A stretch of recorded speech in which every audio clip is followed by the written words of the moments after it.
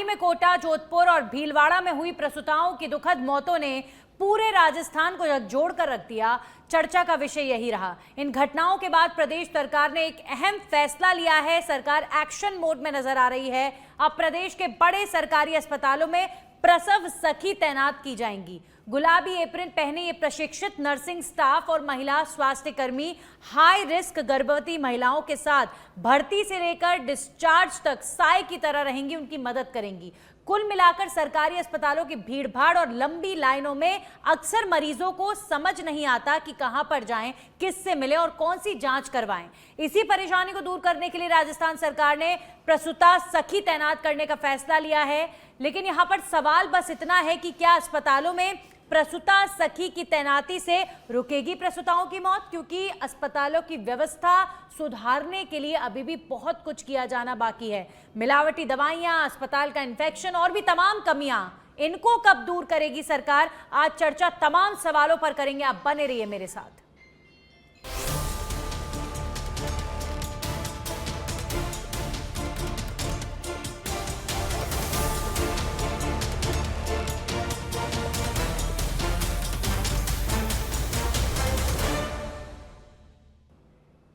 राजस्थान के अंदर प्रसूताओं की मौत का मुद्दा बहुत बड़ा सियासी मुद्दा भी बन चुका है। लगातार सरकार को इस मुद्दे पर घेरा जा रहा है, तो सरकार भी यहां पर कोई ना कोई कोशिश करती हुई नजर आ रही है। लेकिन इंपॉर्टेंट यह है कि सरकार जो एक्शन ले रही है, प्रसव सखी बनाने का जो एक्शन लिया जा रहा है, वो कितना कारगर साबित होगा? क्या वाकई उससे प्रेग्नेंट महिलाओं का जो मृत्यु दर है वो थमेगा, वो रुकेगा, उसमें कुछ इंप्रूवमेंट आएगा, या फिर नहीं सरकार को अभी और भी कई बड़े कदम उठाने चाहिए थे? बहुत सारे सवालों का जवाब लेंगे। हमारे साथ चर्चा करने के लिए सुरेश ठोलिया जुड़े हैं, बीजेपी का पक्ष रखेंगे। डॉक्टर रजनी जुड़ी हैं, गायनेकोलॉजिस्ट, और भाग्यश्री सैनी जुड़ी हैं जो वुमेन चाइल्ड राइट एक्टिविस्ट हैं। भारती कुमावत जुड़ी हैं कांग्रेस पार्टी का पक्ष रखने के लिए। सबसे पहले सुरेश जी, मैं आप ही का रुख करूंगी। कहा जा रहा है कि जो हाई रिस्क प्रेगनेंसी केसेस होते हैं उन्हें मॉनिटर करने के लिए, उन्हें मदद करने के लिए प्रसव सखी तैनात की जाएंगी जो प्रसूताओं की मदद करेंगी, और जब तक उनकी सेफली डिलीवरी नहीं हो जाती उसके बाद की केयर है ये प्रसव सखी करेंगी। तो क्या सरकार ये मानकर चल रही है कि हाई रिस्क प्रेगनेंसी की वजह से ही प्रसूताओं की मृत्यु हुई, एक प्रसव सखी को हम तैनात कर देंगे तो वो हाई रिस्क प्रेगनेंसी का जो केस है वो सरकार और ये प्रसव सखियां हैंडल कर पाएंगी? बाकी जो रीजंस आए उनकी जांच का क्या, उन पर एक्शन का क्या? प्रसूताओं की मौत सिर्फ प्रसव सखी रोक लेंगी, ऐसा मानकर चल रहे हैं आप? इसके अंदर क्या था कि जो अभी जो केसेस आए और उसके बाद जो एनालिसिस किया गया, विश्लेषण किया गया, उसमें ये निकल करके आया कि जो हाई रिस्क होती है, प्रसूताएं होती है, जो अधिकतर मामलों में देखते हैं तो जो डिस्ट्रिक्ट के हॉस्पिटल्स वगैरह या जिला अस्पताल में रेफर के बाद आती है, उनके साथ दिक्कत होती है कि उन्हें कई तरह के इश्यूज जैसे हाई बीपी हो गया, एनीमिया हो गया, या दूसरे तरह की जो उनके गंभीर, जैसे पहले कोई सिजेरियन उनके डिलीवरी हुई, इस तरह की गंभीर समस्याएं होती है। फिर वो डिस्ट्रिक्ट हॉस्पिटल्स के अंदर आती है और फिर वो इतना कम समय बचता है कि उसमें उनको चीज़ों को कई बार कंट्रोल करना मुश्किल हो जाता। तो जो प्रसव सखी है वो प्रसव सखी जो है उसके एडमिट से लेके डिस्चार्ज तक ही नहीं, बल्कि उससे 7 दिन पहले जो गंभीर प्रसव समस्याएं हैं उनको देखते हुए 7 दिन पहले उन्हें एडमिट किया जाएगा, और उन्हें हर लेवल पर, जहाँ पर अपन बात करें एडमिट से लेकर के, उसके बाद में यदि खून की कमी है तो उसको पूरा करने से लेके, विशेषज्ञ डॉक्टरों से संपर्क करवाने से लेकर के सारी चीज़ें जो है वो मॉनिटर करेंगी, उनकी दौड़ भाग खत्म होंगी, उन्हें एक सपोर्ट मिलेगा हर लेवल के ऊपर। इसलिए सरकार ने ये कदम उठाया है। इसके अलावा जो कांग्रेस के काल के समय में जो एक स्वास्थ्य ढांचा जो खत्म हो गया था, बिगड़ गया था, आरजीएचएस घोटाले से लेके, नकली दवाओं से लेकर के, कालाबाजारी से लेकर के, उन सब चीज़ों के ऊपर सरकार ने पहले से कदम उठाए हैं। और इसके अलावा जो अभी डॉक्टर्स वगैरह जो इस तरह के मामलों में जिनकी लापरवाही पाई गई उन पर सख्त कार्यवाही हुई है। तो सभी मामलों में सरकार जो है इसे गंभीरता से ले रही है। माननीय मुख्यमंत्री जो है उन्होंने इस पर विशेष ध्यान देते हुए प्रशासन की मीटिंग ली। इसके अलावा जो मुख्य सचिव है उनकी निगरानी में काम हुआ।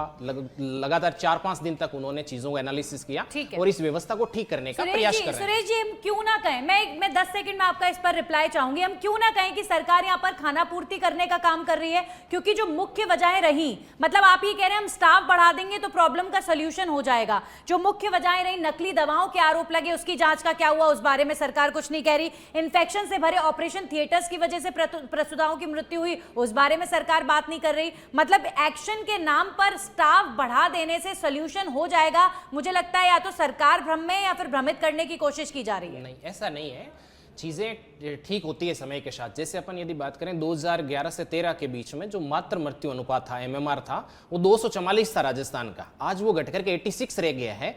तो वो संख्या में बहुत ड्रास्टिकली कमी आई है। लेकिन बात यह है कि अचानक कुछ केसेस जो सामने आए उनको भी गंभीरता से लिया गया है, उन्हें भी दुरुस्त करने का प्रयास किया गया है और सरकार ने हर लेवल पर, केवल स्टाफ बढ़ाने पर नहीं बल्कि बाकी लेवल पे भी सर जस्टिफिकेशन तुरंत दे देते हैं। लास्ट 2 महीने में 22 से 23 महिलाओं की मृत्यु हो जाना और परिजन कह रहे हैं कि इंजेक्शन लगाया, इंजेक्शन लगाते ही मृत्यु हो गई, इन्फेक्शन ऑपरेशन थिएटर में पाया गया। खैर, जस्टिफाई नहीं करना चाहिए, ये बड़ा गंभीर और बहुत इमोशनल मुद्दा है और ये तो बिल्कुल भी नहीं कहना चाहिए कि पहले ये दर था या वो दर था। लास्ट 2 महीने में आप अपना आंकड़ा देखेंगे तो आपको पता चलेगा कि कितनी गंभीर समस्या है। बहरहाल कांग्रेस की प्रवक्ता भी हमारे साथ जुड़ी हुई है, भारती कुमावत जी। देखिए, जो अन्य प्रश्न मैंने बीजेपी के प्रवक्ता से पूछे वो सब जायज हैं, लेकिन ये भी सही है कि एक सरकारी अस्पतालों में जब इतनी भीड़ होती है, व्यवस्थाएं जो है कई बार लोगों को समझ में नहीं आती, प्रसूताओं को भटकना पड़ता है, परेशान होना पड़ता है उनके परिजनों को। ऐसे में अगर एक प्रसव सखी उनके साथ रहेगी जो उनकी जांचें करवाएगी, जो डॉक्टर से उनका परामर्श करवाएगी,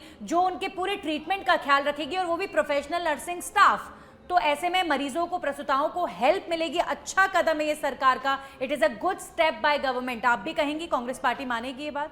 देखिए नंदिनी जी, अच्छी योजनाओं का स्वागत हमेशा करना चाहिए, चाहे विपक्ष हो चाहे पक्ष हो।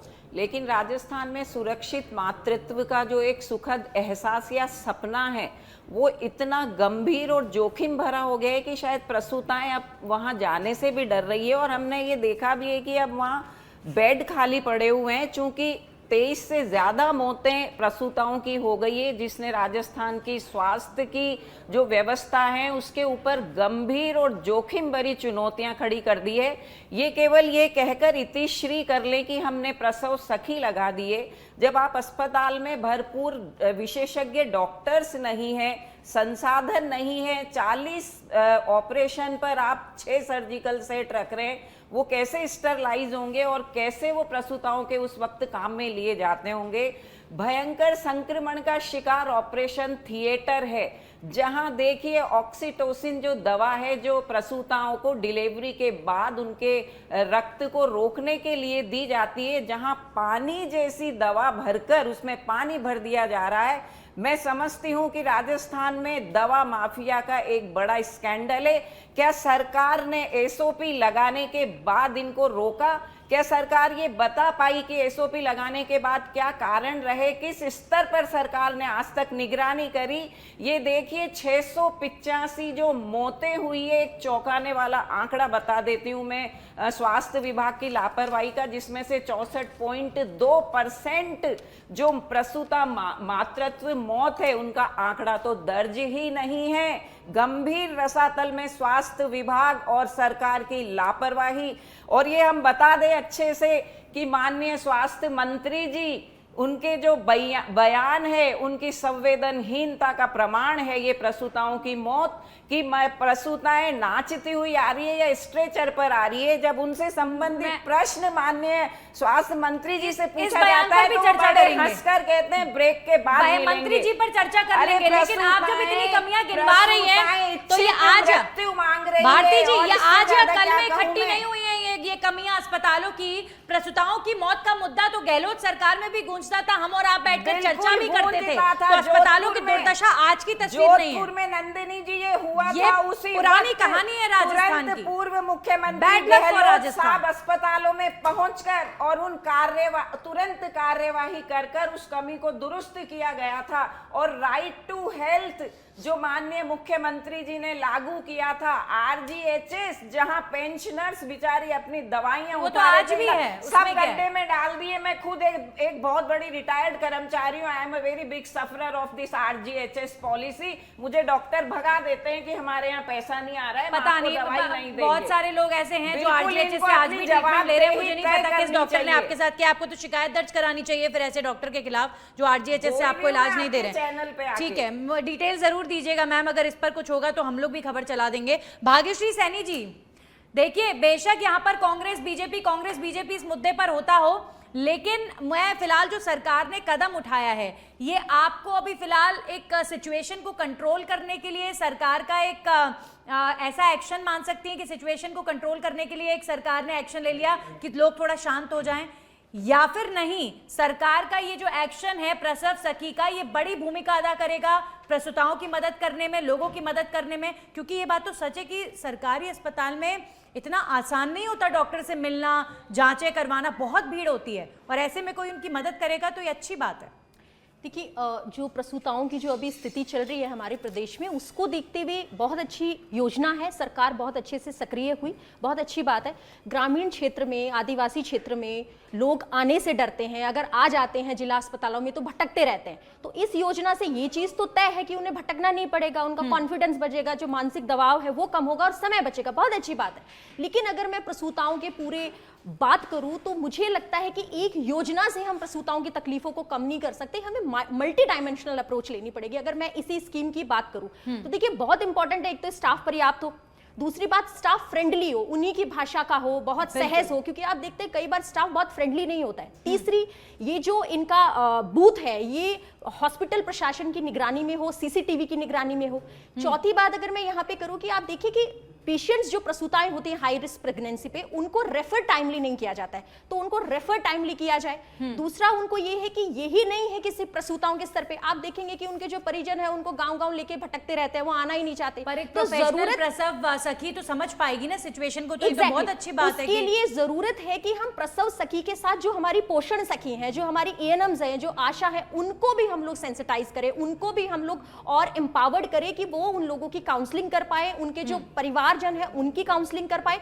तब जाके मुझे लगता है कि सारे स्टेक होल्डर्स जब इसमें जो इन्वॉल्व है, सारे स्तर पे हम लोग चीजों को सुदृढ़ करेंगे, तब जाके ऐसी स्कीम्स है उनका वो होगा। और एक लास्ट बात मैं बोलूंगी, देखिए प्रीवियस हमारे एग्जांपल्स क्या रहे, हमने बहुत सारी योजनाएं चलाई, हमारा बहुत अच्छा हमने विजन रखा, हमने सिर्फ इस योजना को चला दिया, लेकिन अगर हम इसकी टाइम टू टाइम मॉनिटरिंग नहीं करेंगे तो जो पर्पस है, वो विजन है, वो पूरा नहीं होगा और वो कागजों में रह जाएगा। योजना बहुत अच्छी है प्रसव सखी की, लेकिन यहाँ पर डॉक्टर रजनी, मैं आपसे जानना चाहूंगी, लेकिन गवर्नमेंट हॉस्पिटल के अंदर ऑलरेडी जहां पर स्टाफ की कमी का मुद्दा हमेशा से उठता रहता है, तो अब ये तो सरकार को तय करना है कि अतिरिक्त स्टाफ प्रसव सखी के रूप में रखेंगे या फिर जो ऑलरेडी नर्सिंग स्टाफ है उन्हें कन्वर्ट करेंगे। ये मैं ज़रूर इस विषय पर जानना चाहूंगी। लेकिन रजनी जी, स्टाफ प्रोवाइड होना प्रसूताओं को सरकारी हॉस्पिटल में, क्या ये इतना आसान और इतना आपको लग रहा है कि बहुत आसानी से इम्प्लीमेंट हो जाएगा?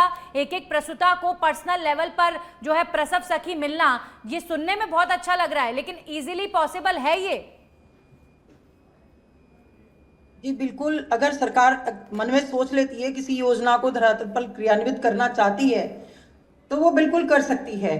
इसके लिए जो सीनियर स्टाफ हैं, जो सिर्फ मॉनिटरिंग करने का काम करते हैं, वो उनकी कैपेबिलिटी होती है कि वो 5 से 10 प्रसूताओं को एक साथ पूरा उनका गाइड कर सकते हैं, उनको मार्गदर्शन भी कर सकते हैं, और किस तरीके से डॉक्टर के पास उनको परामर्श लेने के लिए भेजना है, कैसे उनका पूरा ध्यान रखना है ड्यूरिंग डिलीवरी और उसके बाद में, और घर जाने के बाद में भी उनको कॉल करके किस तरीके से जो उनके हाई रिस्क प्रेगनेंसी में, क्योंकि बाद में भी रिस्क रहता है कुछ चीज़ों के अंदर, जो हाइपरटेंसिव महिलाएं प्रसूताएं होती हैं, उनको घर जाने के बाद भी 2 से 3 हफ्ते तक उनकी मॉनिटरिंग जरूरी होती है। क्योंकि जैसे मैं प्राइवेट हॉस्पिटल चलाती हूँ, हम लोग 2 से 3 हफ्ते तक पेशेंट को हर 5 दिन से फोन करवाते हैं अपनी नर्सिंग स्टाफ से कि बीपी क्या चल रहा है, क्या आप बीपी चेक करवा रही हो, आपके सूजन तो नहीं बढ़ रही है, कोई एपिगैस्ट्रिक में पेन नहीं हो रहा, ऐसे लक्षण हम बता के भेजते हैं। और अगर सरकार चाहे तो ऐसा गवर्नमेंट हॉस्पिटल्स में भी हो सकता है, क्योंकि गवर्नमेंट हॉस्पिटल की जो नर्सिंग स्टाफ होता है डेफिनेटली वो बहुत ट्रेंड होती हैं। लेकिन वही बात है कि कितनी गंभीरता से आप अपने काम को लेते हैं। प्राइवेट हॉस्पिटल्स के अंदर जो प्रेशर होता है वो कई बार गवर्नमेंट हॉस्पिटल्स के अंदर वो प्रेशर नर्सिंग स्टाफ या कोई भी स्टाफ महसूस नहीं करता, या वो जुड़ाव पेशेंट से महसूस नहीं करता। मनमाने ढंग से काम ना हो, अगर अच्छी योजना हो तो वो अच्छे से इम्प्लीमेंट हो। मैं सुरेश जी यहाँ पर आ जाती हूँ, मैं भारती कुमावत जी के कुछ बयानों को के बारे में आपसे बात करना चाहती हूँ। उन्होंने यहाँ पर बोला कि आप ठीक है प्रसव सखी लेकर आ रहे हैं, अच्छी बात है, अच्छा विषय है, लेकिन आप जो दूसरी कमियां हैं उन पर भी बात कीजिए। और यहाँ पर हेल्थ मिनिस्टर जी के बयानों की चर्चा उन्होंने की, उनकी सेंसिटिविटी, उनकी हंसी ठिठोली की चर्चा हुई, और वाकई प्रदेश में उनके बयानों को लेकर काफ़ी लोग क्रिटिसाइज कर रहे हैं। तो आप इस पर क्या कहेंगे कि एक तरफ ठीक है आप प्रस्तावों को लेकर गंभीर नजर आ रहे हैं, आप प्रसव सखी ला रहे हैं, बट मंत्री जी के बयानों का क्या, मंत्री जी की हंसी ठिठोली का क्या? इतने सेंसिटिव मुद्दे पर मुझे लगता है थोड़ा सा असहज सिचुएशन मंत्री जी खुद भी क्रिएट कर देते हैं, कई बार हम भी देखते हैं। मैं ये कह रहा हूँ कि इसके अंदर अभी जो मुद्दा है उसको माननीय मुख्यमंत्री भजन लाल जी खुद बहुत सेंसिटिव तरीके से देख रहे हैं। उन्होंने खुद इसको ऑब्जर्व कर रहे हैं और उन्होंने कहा है कि इस स्थिति को सुधारना है, निर्देश दिए गए हैं और इस तरह की कोई भी जो महिलाएं हैं उनके साथ इस तरह की स्थिति का हम लोग कभी सपोर्ट नहीं करते, नहीं होनी चाहिए। यदि इस तरह की स्थिति होती है तो उसकी आलोचना हो सकती है, करनी भी चाहिए उसको। लेकिन इस मुद्दे को देखते हुए खुद जो हमारे मुख्यमंत्री है भजन लाल जी, उन्होंने इन सब चीज़ों को ध्यान दिया है। मुख्य सचिव है उन्होंने दिया है, 5 दिन तक लगातार उनकी जो है मीटिंग्स चली है, गाइडलाइंस जारी हुई है और हर चीज को क्या कर रहे हैं? मैं कह रहा हूँ हेल्थ मिनिस्टर ने भी जो आपके यहाँ पर अलग अलग जगह पर जो हुई, भीलवाड़ा के अंदर हुई, बीकानेर में जो हुए इश्यूज हुए, उनको लेकर के उन्होंने भी उनको मिलते हैं ब्रेक के लेकिन मैं बाद कह रहा और हूँ इस तरीके की बातें ये सर बहुत इनसेंसिबल हो जाता है, ये बड़ा परेशानी भरा हो जाता है कि हम प्रसूताओं की मृत्यु की बात करते हैं और मंत्री जी कहते हैं मिलते हैं ब्रेक के बाद, और बहुत कैजुअली लेते हैं। कई बार आपके तमाम डिपार्टमेंट के लोग बाइट्स देते हैं, हाई रिस्क प्रसूताओं का मामला था इसलिए डेथ हुई। अरे प्राइवेट अस्पतालों में भी यही बीपी की प्रॉब्लम, यही सिजेरियन डिलीवरीज वहां भी होती हैं, वहां तो मृत्यु दर इस तरीके का नहीं है जो गवर्नमेंट हॉस्पिटल का है। तो मुझे ऐसा लगता है कि आप जस्टिफाई हाई रिस्क प्रेगनेंसी बोलकर इन मामलों को नहीं कीजिए। आप कार्यशैली को बेहतर करेंगे अगर, तो ये अपने आप रेट गिरेगा और आपकी तारीफ होगी। आप पहले खुद इसको सीरियस लीजिए। नहीं, हम इसको सीरियस ले रहे हैं, इस पर काम कर रहे हैं। मैंने कहा कि जैसे नकली दवाएं हैं, कालाबाजारी है, हाई रिस्क प्रेगनेंसी है, उसके लिए योजना लेकर के आए।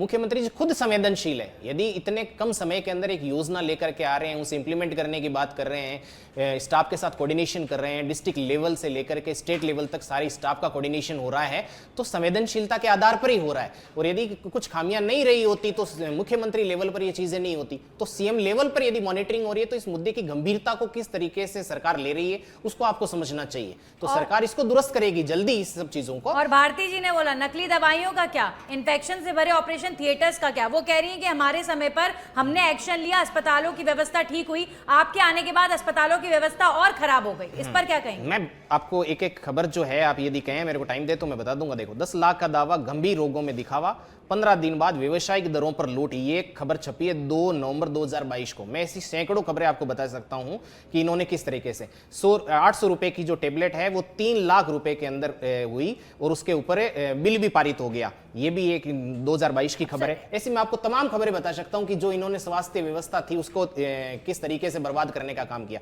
तो हम लोगों ने आने के बाद में हर जो सिस्टम जिनको इन्होंने कांग्रेस पार्टी ने खोखला कर दिया था उसे दुरुस्त करने का काम करा।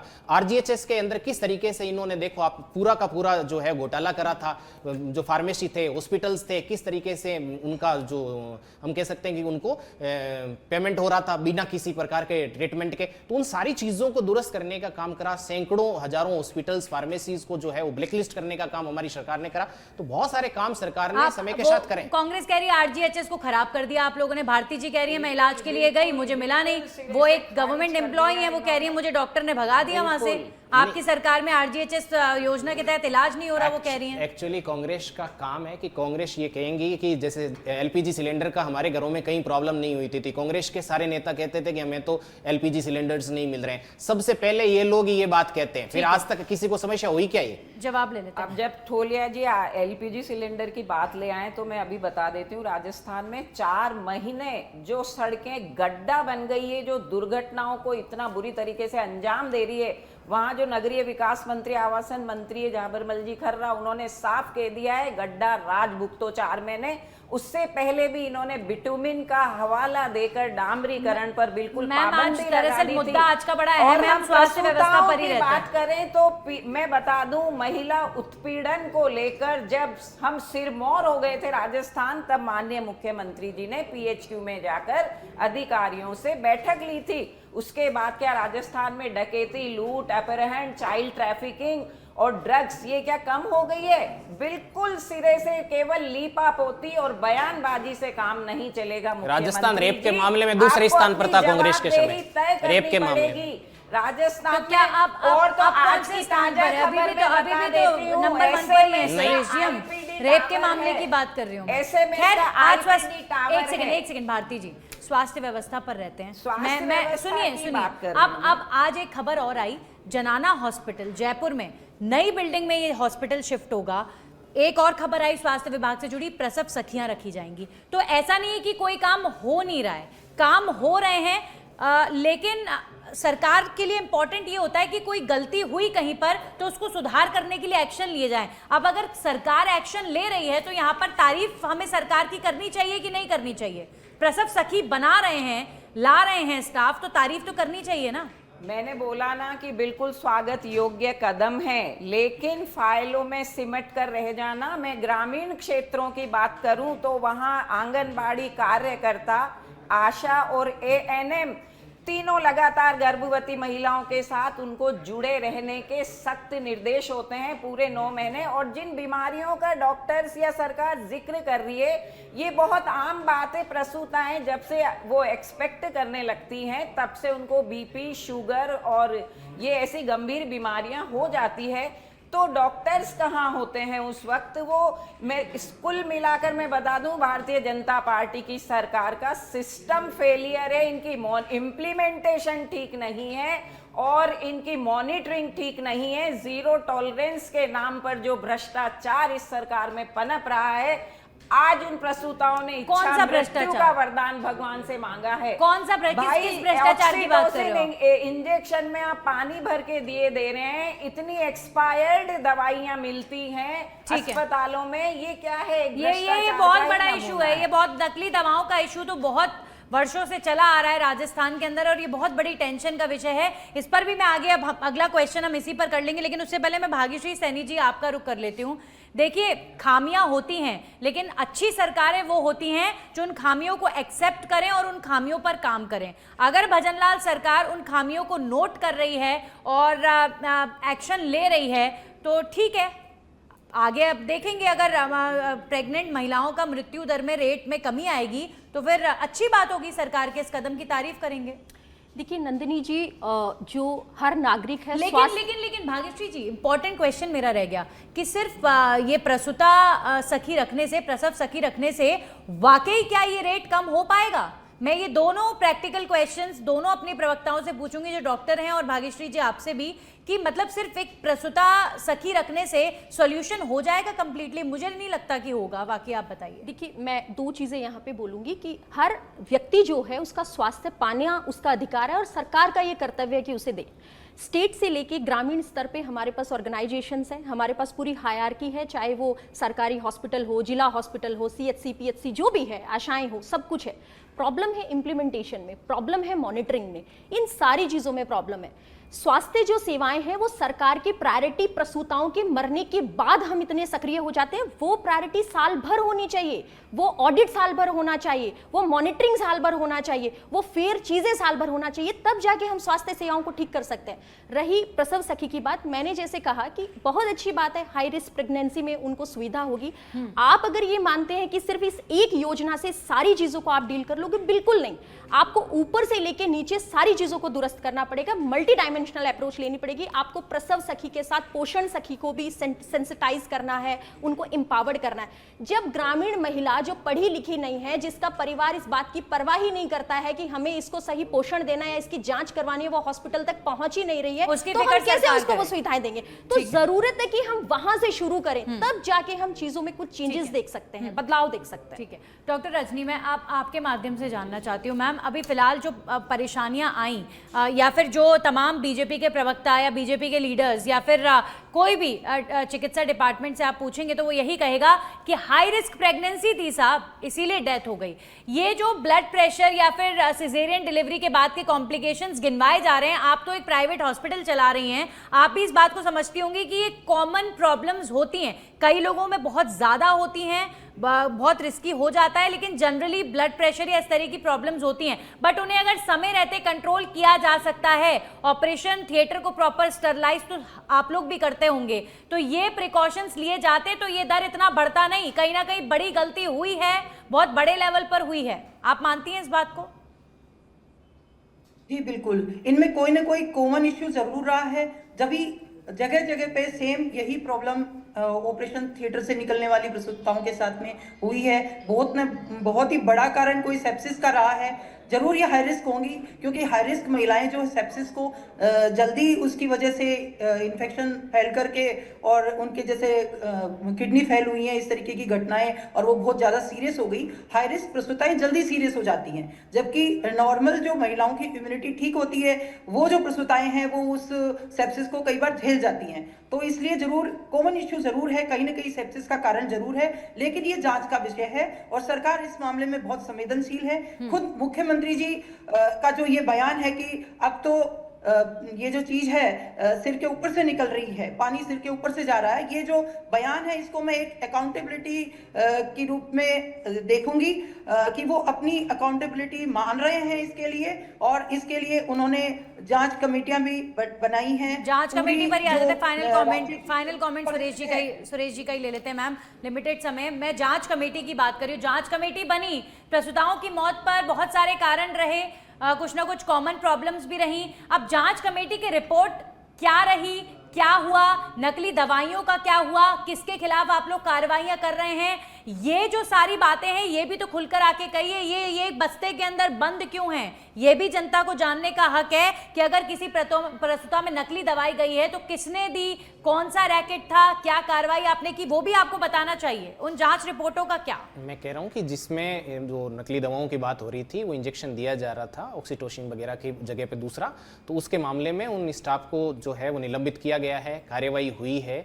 इस तरह की जहां पर भी लापरवाही होती है, डॉक्टर्स को सस्पेंड किया गया है, कार्यवाही होती है, सरकार समिति बनाती है, जांच करती है, उनके खिलाफ एक्शन लेती है, ये है। लेकिन इस व्यवस्था को सबसे बड़ी बात है कि अपने को इसको दुरुस्त करना है, इसको एक इस तरह की व्यवस्था बनाना है जहां आगे से इस तरह के कोई इश्यूज नहीं हो और बढ़िया तरीके से अच्छे ढंग से जो है वो प्रसूता का स्वास्थ्य लाभ है वो मिल सके। इस तरफ कदम उठा आप भी सुरेश जी जानते हैं, एक स्टाफ को या एक डॉक्टर को निलंबित करने से जिस रैकेट ने वो नकली दवाइयां बनाई होंगी उनका पर्दाफाश हो जाएगा या उनका खात्मा हो जाएगा। It is not possible. ये कांग्रेस के टाइम से डेवलप हुआ है, शिक्षा के अंदर भी, स्वास्थ्य के अंदर भी, सब भी सरकार धीरे धीरे इन सब चीजों को खत्म कर रही है, हो जाएगा ये भी।